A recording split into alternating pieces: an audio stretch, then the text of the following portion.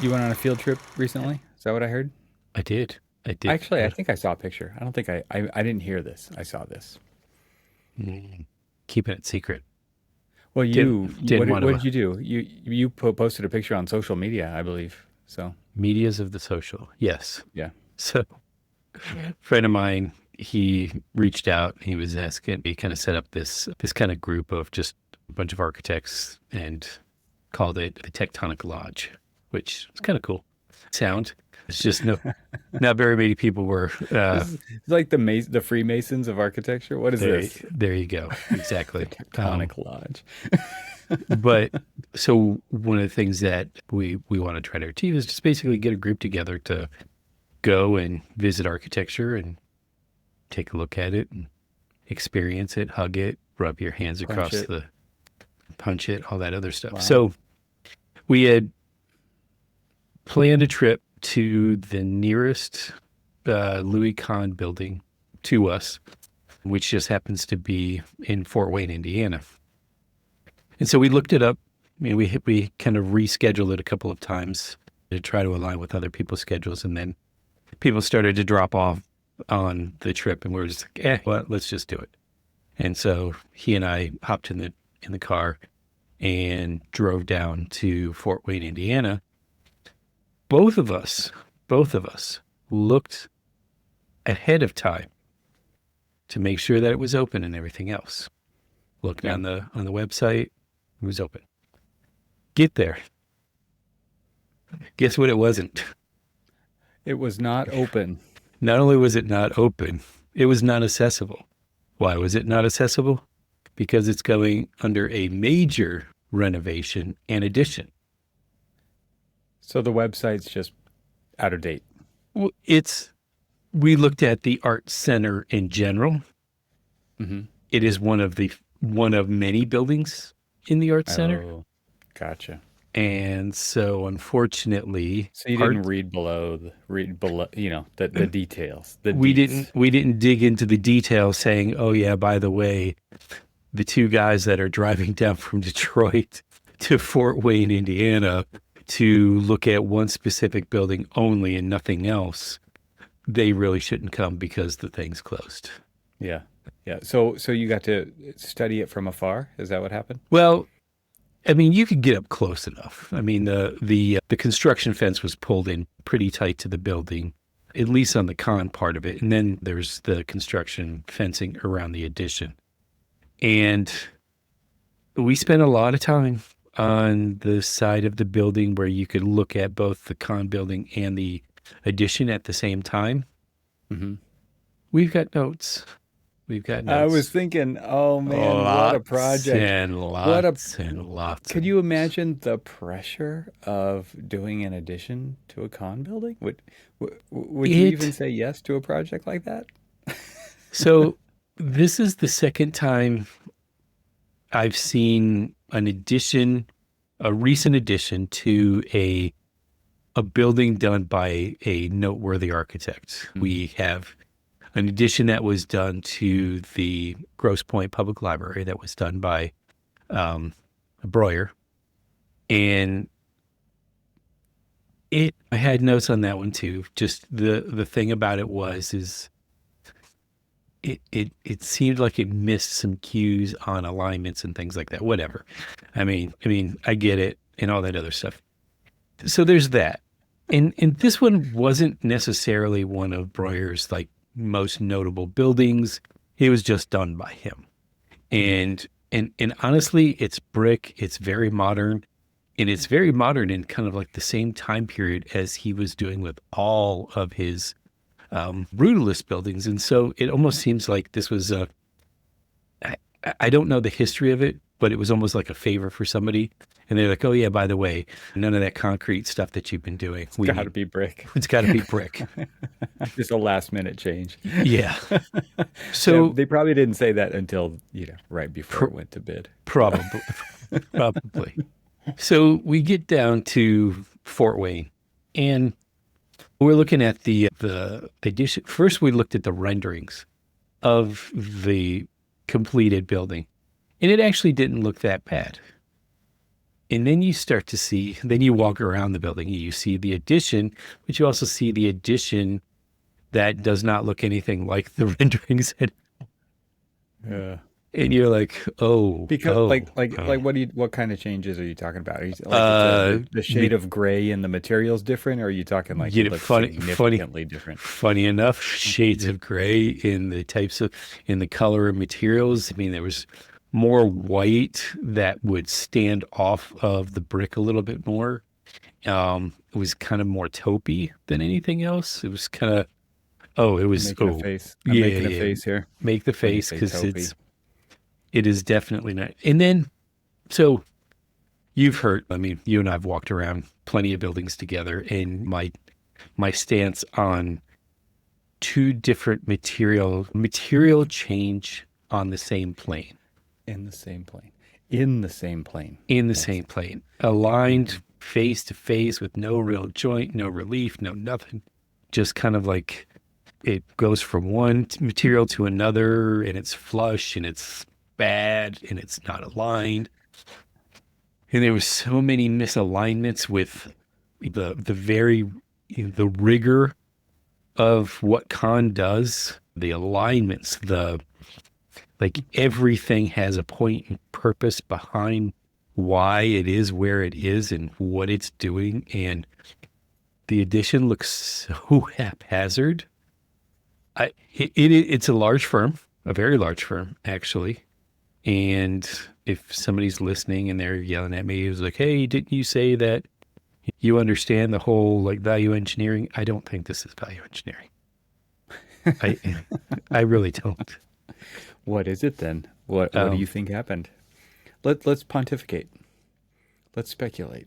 man, are you really Because trying to we're get me in guaranteed to trouble? be wrong. This is the beauty of speculating. It's like, okay, we're wrong. And therefore and let's just put it out there in front. We're probably going to Well, be wrong. so let me ask you this. So we've you've done adaptive reuse projects, right? I mean, Yeah, I would call them or modernizations. that's actually that's renovations with Yeah. additions and things like that. Yeah. Um, and I don't know if you've done. I know I've done preservation projects with an addition to it, Yeah. and the rules behind kind of the how you treat the existing building versus the new additions and things like that. And that's what I was, I guess, kind of disappointed in when I saw what I saw, because this building has got to be on the register. I didn't look it up, and I probably should have before I started talking about it, but I didn't look it up to see whether or not it was on the register. But it's in like the last projects that he did, and so you would assume that it was on the register. And so, there should be some bit of reverence in how you deal with any of the additions that you do, that you put on buildings like this. Hmm. Department of Interiors has guidelines for it. Depending on the jurisdiction, they've got their own guidelines that they add to, like, their historic buildings. Well, you would also assume that there would be beyond guidelines like committees and And reviews you and think that there'd be things like that. committees, especially since this is their big art center, Hmm. um, for that. And so that they probably have a board of directors and everybody else, and probably some people who are on like their design committee or their expansion committee and things like that. And Hmm. most likely there's going to be some architect poking their nose into, hey, I'd like to be on that committee kind of thing. And you look at the addition, and it's so interestingly out of place because it's creating a new entrance, but it's completely ignoring the portion of the building where you can walk in and out of. So it's basically attaching to the side rear of this building, but it's Hmm. facing a public park, it's facing parking. So it makes sense that if you're going to kind of reorient kind of the main entrance, or at least an entrance into this building, that you would do it there. But you would also want to be sensitive to what's there, the geometry that's there, the material that's there. They pretty much ignored all of that. They, they basically cut out a bunch of brick to align the materials, cut out a bunch of like Kahn's bricks. So apparently I know what those bricks want to be, heading to the landfill. Gone. Yeah, gone. But, it was one of these, it's like, oh, so close, but so far. None of the door sizes match or pay homage to or whatever. And I don't know. I guess for me, it's just there's such a rigor to what Kahn does that everything about that rigor, everything about the order, everything about kind of like the deliberate placement of things was 100% ignored. And what's interesting to me about that is, could the client just really dislike their Kahn building? Could that be part of the scenario? They very much could have. They could have said, I get that you weirdos who drive down here spend a couple of hours driving down here to go and see a building, to go and touch the Kahn building. You guys you love this thing, but we don't. Yeah. And but in turn, though, they know what they have. They know the status of. Well, I say that, but then I also know that there's architecturally significant buildings dropping every day. So yeah, that's true. Yeah, I just that to me is the first thing that comes to mind when you do something like that. Because I've done what I would feel like is kind of the opposite, where I worked on a campus where it was a William Pereira campus. Mm-hmm. They hated the Pereira buildings, but you look at the Pereira buildings and you know exactly why they hate them. Like they were concrete boxes with no windows, and it was these were learning environments, and there was a lot. It wasn't functioning for what they needed it to be. It was a school campus. It was higher education, and so everything that we did, we didn't graft on to an existing Pereira building. We built a new building, but everything we did was in direct opposite response to what they had already on the campus. It was like, here's what we don't like. The new thing will be the opposite of that. And honestly, in a way, most preservationists, they want you to build additions, or they want you to build of your time, of the time. Right. Not and specifically contrasting the original. Exactly. Right. Exactly. So that there's no confusion over what's original and what's new. Right. Yeah. There's a difference between preservation and recreation. There's a lot of people who want it to be recreations. But honestly, if you look at the standards, they tell a different story. And I get the people who want to kind of maintain a style and a character, because a lot of times there are a lot of additions that are of our time that are completely ignore the context of the existing buildings. So, and it's funny. So fast forward, and we can come back to the Kahn building, but fast forward to on our drive home, we decided to kind of drive through and go and take a look at an addition to the Toledo Art Museum that was done by Frank Gehry.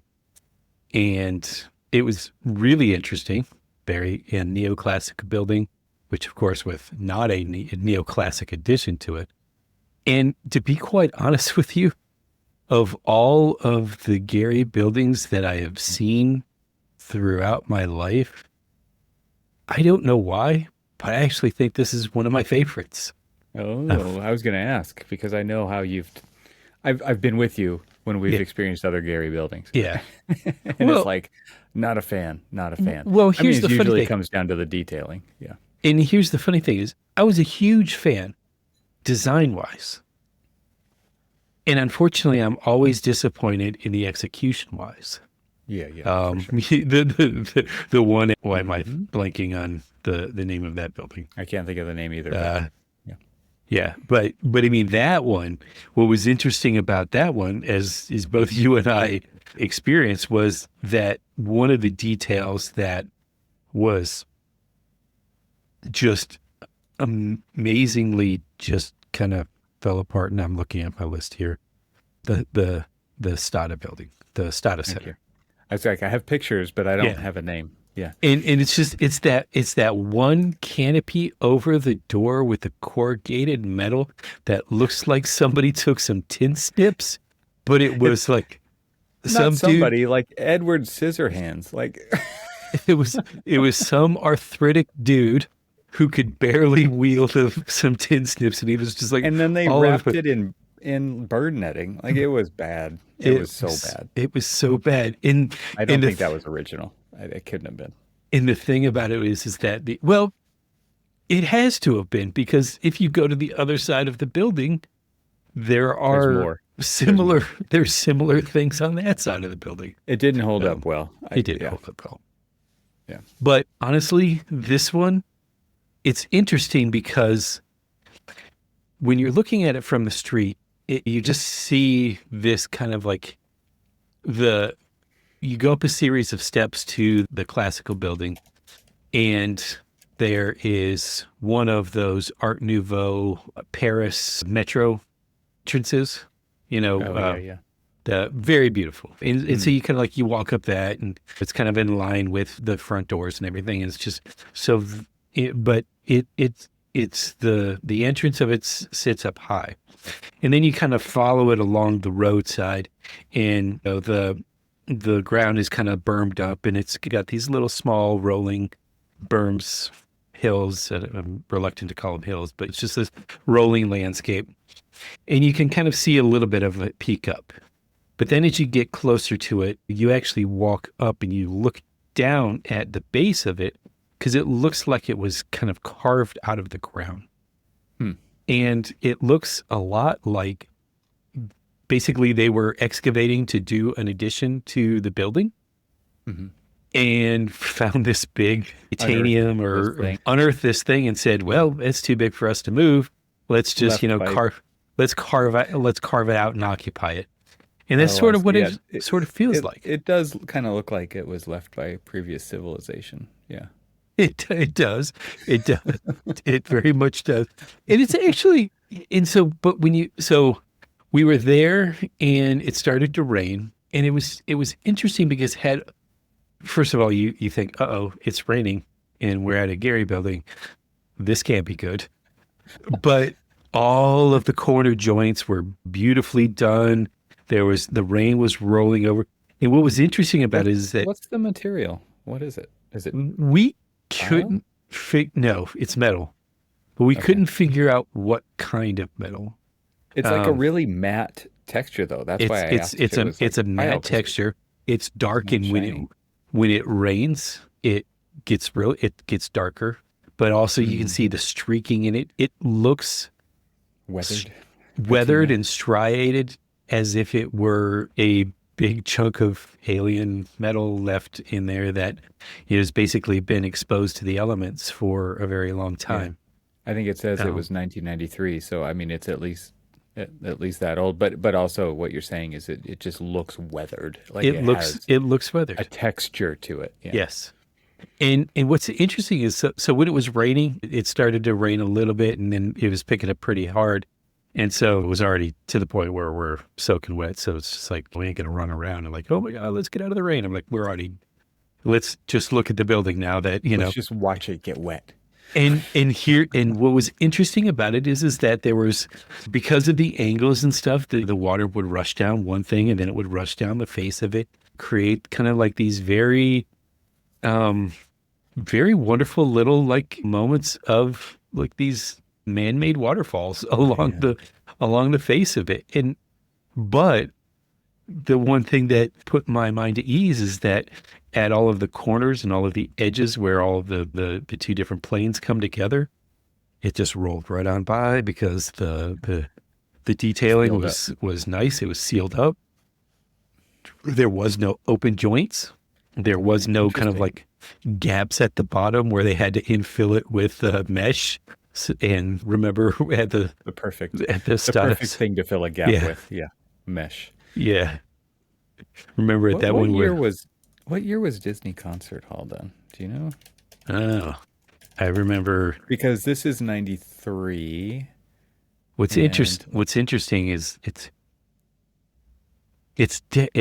Disney is after that, but I think the design was before that though, oh, because I remember I've got a book on LA architecture where they had the original design for the Disney concert hall that was very similar to the final product, but it was in limestone, not, is it? It's oh, not stainless steel. stainless. Yeah. Is it Yeah, it says stainless? it was designed beginning 1987, opened in 2003. So yeah, I mean they were Yeah. in the studio at So the he same was, time for yeah, sure. yeah. And what's interesting is like every other one, sort of like there was the open joint, Yeah. and that one decided to be, Disney Concert Hall is open joint. That's why I'm asking yeah, if these were like it and, seems like they were trying different things in different yeah. locations And this one for is like different reasons. beautifully sealed up. Hmm. And actually, it's surprisingly enough, it's actually really nice. Yeah. It in Cool. a very, like I said, it's like I loved his design concepts until they just became the same thing over and over again. Well, did you go inside or was this just an exterior It's a experience? student, it's Oh, student access, so you had to have a student badge. I think if we would have gone in through the actual museum, we could have uh-huh. possibly gotten over there, but I think it's classrooms and meeting rooms and things like that now. Well, But it's attached to the museum. okay. The Disney Concert Hall interior Yeah, is worth it. It's worth seeing, hands down. Incredible yeah, spaces. Absolutely. Like, of course, weird spaces. What would you expect sure. from the exterior geometry? So hats off to actually figuring out how how that kind of came together in the interior. But whoa, really, really interesting on the inside, for sure. Yeah, and the only thing that I've ever really heard people like kind of moan about is not necessarily the concert hall per se, but in the application of that design in museums like Guggenheim Mm. Bilbao, is that the spaces kind of dominate and detract from its intended purpose, the art. Yeah, And yeah, I can see you that. know I've been to maybe one other. I mean, maybe I've been to more than one other Gehry building. But isn't there like the in Seattle? There's a museum, and I'm trying to remember. Yeah, the Museum of Pop oh yeah, Culture. yeah, I remember your Not as successful as Disney for sure. yeah, I To remember me, I in my remember you opinion, sending me pictures of that when you were there. Now, yeah, exterior wise, some of the like the metal and all, similar. like that Yeah, yeah, was, kind of nice with all the different colored metal and things. right. What was interesting is across the street from the Gehry building in Toledo was the SANAA building, and it was the Museum of Glass, and it's all glass from ground plane to, well, probably just a little bit below the parapet. Hmm. No parapet, gravel stop, and just like a steel banding edge that goes around it. And it's this very kind of sinuous, kind of flowing thing. Makes these great little spaces for courtyard spaces. And then, on the both like the entry court as you move into the building. And then there are these like little courtyard spaces.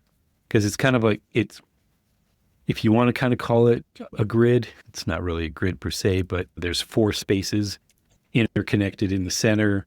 And then there's just these courtyard spaces all the way around it. Mm. And each of them kind of like serve their own little purpose of whether it's an interior courtyard or an exterior courtyard. The acoustics in there are so strangely appealing, Really? um, because like one of the things I have fun with when you go to spaces like that where you can feel the echo when Yeah. you're walking through and you're talking, you're like, wait. And then I start to whistle and like whistle something and then just like hear it kind of like in stereo as it's like rolling around my head. You're just like, this is kind of cool. Yeah. Like, Yeah. and it didn't really feel like that cavernous of a space because it's all glass. But what was really interesting about that building is how innovative they, so it was the glass exterior wall. Then there was like this little interstitial space of probably about 3 feet. And then there was a glass inner wall. So it almost, these walls almost created a double pane window that was separated by 3 feet. By 3 feet. And weird. And they were the space, the interior space between the two curtain walls was conditioned all the way through, because you saw down on the floor, you saw registers and everything else. And then they also had they had curtains very much like what you would expect to see at the Farnsworth House, because that was the first thing that I thought of when I saw it. I'm like, oh, Farnsworth House kind of detail. And it was very similar to that, very simple. You don't really see the curtain rod, not rod, the track of where the curtains were and stuff. But it was really interesting. It was a glass museum, but also they had, like a glass blowing, kiln, like the stoves, the ovens, the kilns, the whole thing, a full display going on there. It was kind of nice. I mean, it was, they're doing some renovations, some repairs to some of the detailing, and I swear it's an affliction that I have, where I'm looking at it and I'm trying to solve what would I have done differently to try to maintain the same design, but what could I have done to make the detail better for like waterproofing or whatever. And so, me and my friend Scott, we were sitting there and we were looking at it, talking through what we could have done differently design-wise. Like, do you feel like, how could you have detailed that differently? Do you feel like you could have done that before you built it? Or do you feel like you have to have seen this version of it to know that it doesn't work, and then therefore come up with a different solution? Or better, I'm going to be 100% fair. Better. I'm going to be 100% fair to them. I think it was because of what like the failure part of it. I'm like, well, what could you have done differently because nobody designs it to fail. Oh, I don't think. Absolutely right? not. So yeah, I mean, nobody would do that on purpose. It happens, right? Like when you're talking about the Gehry buildings, and it starts to rain and you get worried, right? Yeah, absolutely. Of course, that's not what they set out to do, but at the same time, it's like, I mean, this is the risk. One of the big risks of architecture, of doing what we do, right? Is this, 10 years? I don't know when that building was done, but years later, yep, it's leaking. Yeah, you're like, okay, and so this is one of those ones where I wish, because it is such a slick, clean building. And unfortunately, that particular detail fails them, fails that kind of like seamless kind of, because when you see it, when you're looking at photographs of it, or if you're like just staring at it when you're standing in the grass next to it, and you see the glass going up, and then it hits basically the little attachment band, the little fascia band that goes all the way around it at the parapet edge. Right? I keep calling it a parapet. It's not a parapet. It's just a drip edge. So, when it goes up to that, and they wanted it to be seamless. They didn't want to see any kind of like flashing or anything like that. And I get that. But what happens is that the water is getting in between the roofing membrane and that piece of metal. And it's starting to swell. And so you get this kind of like warping or kind of like pushing out of like of that metal. And so the metal's not aligned anymore.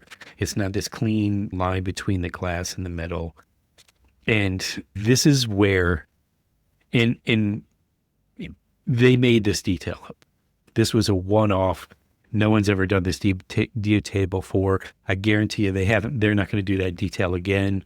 They're going to improve that detail because they saw, this failed. What could we do better? But this is one of those ones where I sort of wish we as architects, especially when we're trying to do avant-garde, brand new things that have never been done before, that we are allowed to, or we invest the time into doing a little bit of trial and error, doing some R&D, trying to see, okay, I've never done this detail before. I don't know if it's going to work or not. We should really try to figure out if it's going to work or not.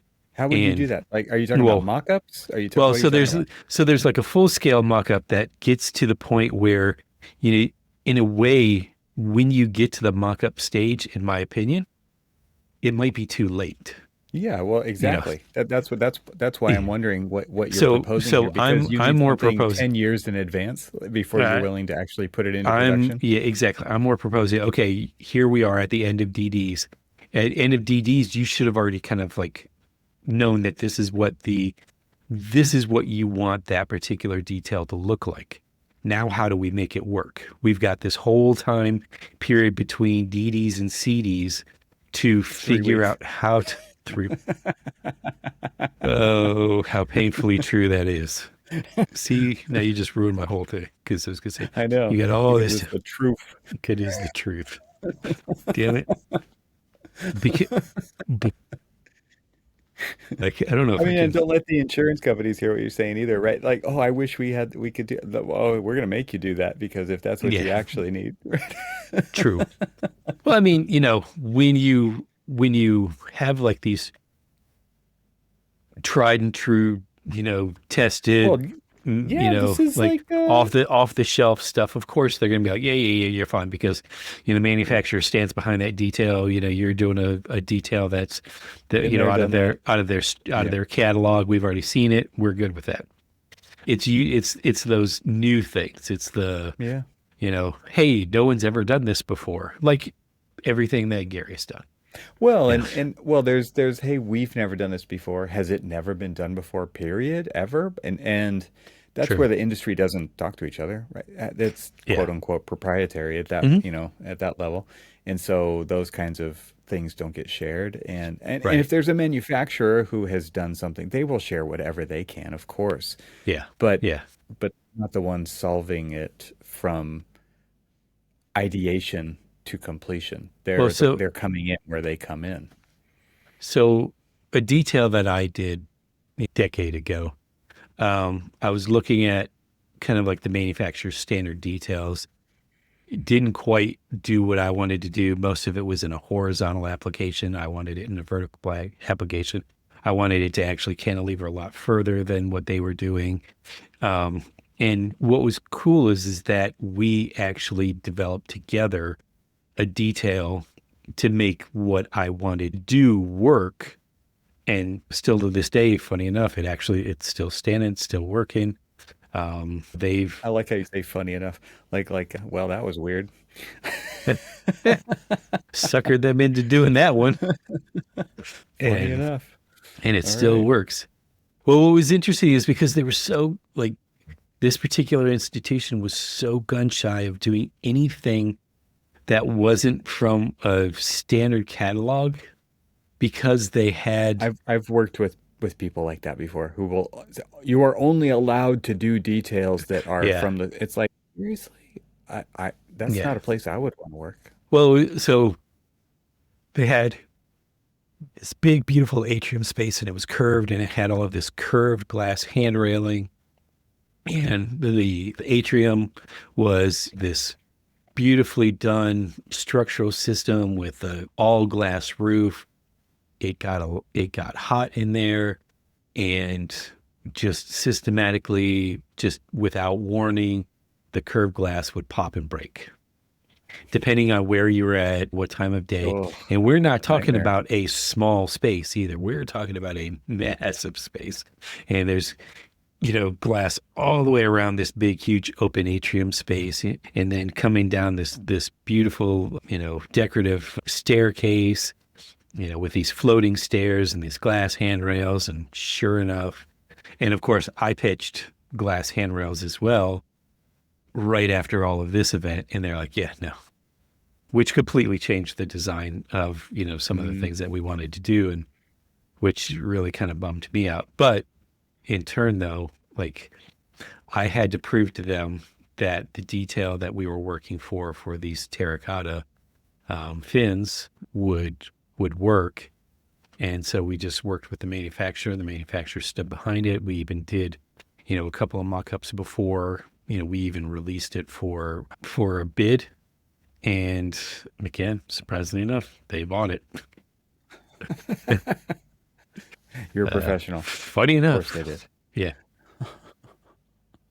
But yeah, so it's just You've continued the summer of architecture. I'm so proud of you. I've continued the summer of architecture. I didn't get to do that. Like, I don't have what was the name of your group? Your group again? Tectonic Lodge. I don't have a Tectonic Lodge. You are officially invited to the Tectonic Lodge. I feel like I'm living through you at some cost level, you a little bit. It cost me a little bit to get there. Yeah. But that's cool that you got to do that. So you got to be disappointed by an addition to a con building. You got to actually admire a Frank Gehry building at some level, and then you're mentally redesign a SANAA you've become building. a project architect on the SANAA building. Yeah. A decade after it went up. So yeah, all good. Very cool. Oh, I'm jealous because that's all architecture. That's great. That's all architecture. Yeah. And in my own summer of architecture of just like my project is in Baltimore is it's still a year off of being completed, but it's just kind of fun to see things slowly but surely kind of come off of the paper and come into reality and say, yeah, that's what we wanted it to look like. Oh, good. Hopefully it wasn't the opposite. Well, we're going to have to address that one. Well, there are some lessons learned as well. You're like, well, this, so let's ask a question. If you've got all these walls that are like all these high-end finishes and you don't want to put any devices on them, where do you put them?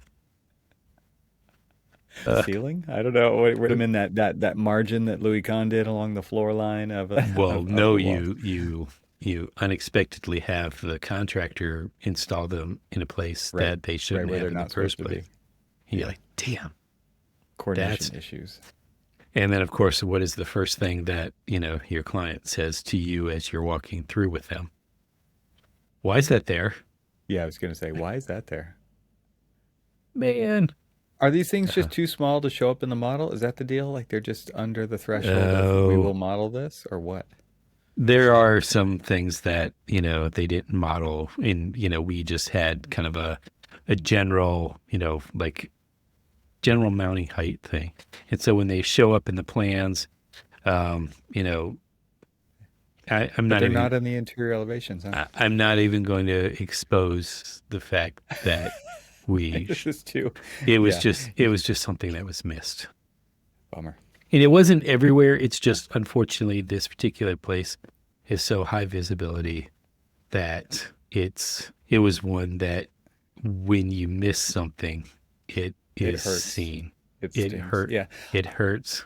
Yeah. I was just talking with somebody, a friend who doesn't know anything about architecture the other day. We were talking about this exact thing. It was like, because they have this, he moved into a new house and talking about this feature wall. And I said, that's where stuff shows up in your building where you didn't expect it, right there in the middle of that wall. Exactly. It was like, what are you talking about? So I went through that exact thing that you just talked about with him. And it's like, oh, I could see how that would be very frustrating. Oh, you don't even know. Yeah. Or when you do go through the painstakingly kind of arduous layout of things and say, okay, strobe, here's our big wall, here's entry doors into this space, here's all of this going on, we've got all of these different things going on, we want them to line up, we want it to be orderly, we want it to be symmetrical, so we install the strobe exactly where we want the strobe to be. It gets installed exactly where we want it to be, and they say, well, we need a camera there. We want to put a rear-facing camera that take pictures of what's the lectures that are going on. You're like, it's at the same place as this. So then they install it. They cut open a hole and they install it kind of like right next to it. Just run the conduit on the outside. What are you talking about? Not only do they put it next to it, but it's slightly up from. Could have been aligned. Could have been like, Absolutely. and it's just like, man, really? Like, like, oh, like, look at this room. I mean, There's you see that we spent a little bit of time thinking where everything should go, and then we decide to put something where it shouldn't you be. the thing is that installer had one job and they did it and they didn't think about everything else that went on around it. It, Yeah. yeah, I so I've seen installers, whether they're electricians, whether they're mechanical contractors and stuff, who will think about kind of like what the end aesthetics look like. But if we, the architect, or we, the engineer, didn't think about anything, there should be no reason in the world that we should expect them to think about it. You Mm. know? And so, like, the outcome that we get, sometimes it's of our own making. Now, Get there what you is get and you don't throw a fit. Yep. exactly. And then you, you must have heard that a few times on the Maybe. job site. It's Maybe. yeah. There's a few times where I just like walk out. I'm like, that's not what I meant to do. Yeah. Right. All right. Well, school's back in Well, session. you're We keeping my architectural dream alive. Yeah. For sure. Yeah. Well, I'll inform you next time around. The school's back in session. I'm Yeah. back in session at school, so that's fun. Had so Yeah. much fun. You got to do it again. Got to do it again. Want to do it All again. right. Well, that'll be a good topic. All right. Yeah. Cool. Talk to you soon. All right.